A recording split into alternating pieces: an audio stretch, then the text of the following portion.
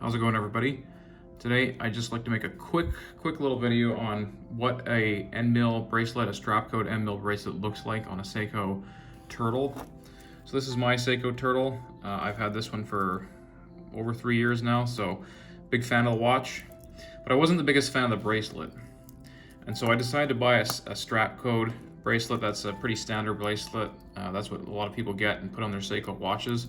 This one's called the Endmill. For me, I thought that the Endmill looked the best on the Seiko Turtle. It just it's a round bracelet. It kind of looks like a Rolex presidential bracelet, more or less. And it just complements the roundness of the case with the round links. I think it looks really good. The clasp is nice. I chose to get the full milled clasp. You can get other clasps too, and I'll show you that momentarily. But this is kind of their full milled clasp. You can get a ratcheting clasp and all that too, but I just decided to get this one.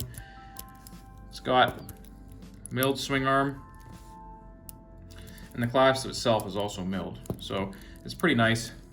Quite a few micro adjustments there, which is pretty good.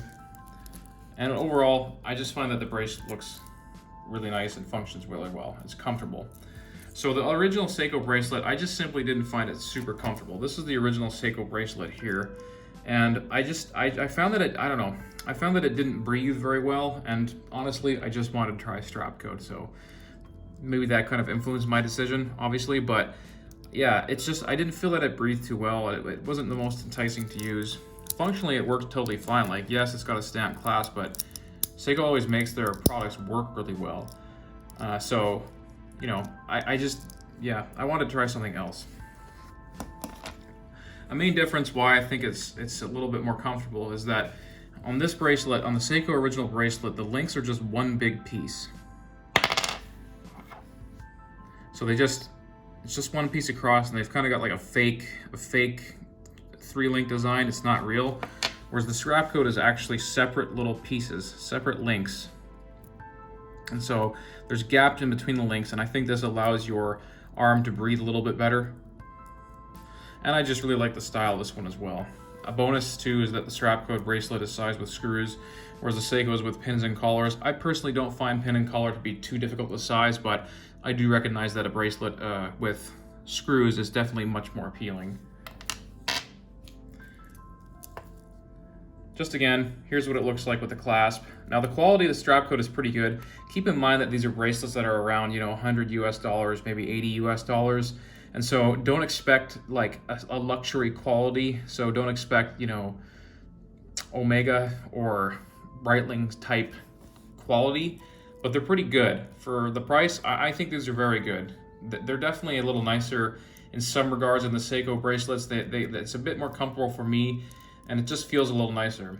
I will note that the finishing on these bracelets, there is a little bit of sharp edges on the clasp, and I don't think they're quite as nice as the finishing on Seiko bracelet. But yeah, and I don't think that the clasp closes quite as well. It works totally fine though. One thing I'd like to note is that you can get different bracelets for the tuna. I have this one on my Seiko SKX. I have the Strapcode Super Oyster or Super O or whatever they're calling it now.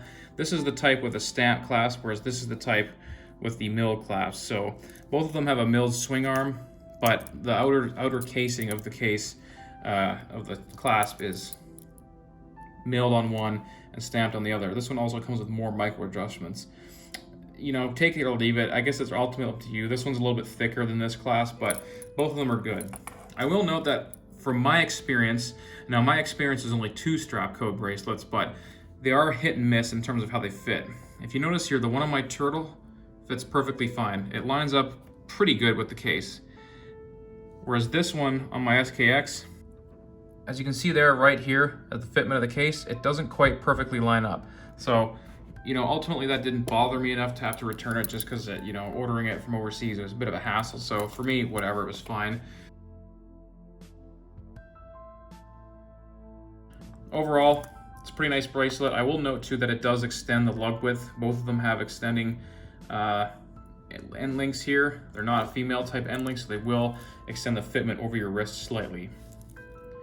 But in all, I think it's definitely a worthy upgrade. It doesn't move and haul, it fits nicely, and yeah, it just elevates the watch. Again, it's not a necessary upgrade, but I think aesthetically it looks really good. So that's my review, or my quick show and tell of a Strapcode Endmill bracelet on a Seiko Turtle. There's lots of different Strapcode bracelets to check out, and so yeah, if you're just kind of looking to jazz up your watch a bit or switch it up, might be a good option for you. Thanks for watching my short presentation here. Take care, and bye-bye.